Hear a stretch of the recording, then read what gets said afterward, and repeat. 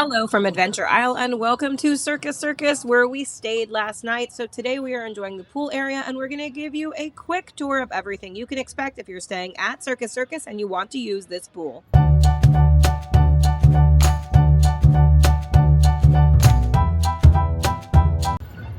When you first get to the pool area, you will have to show your room key in order to prove that you are a guest at the hotel in order to use the pool.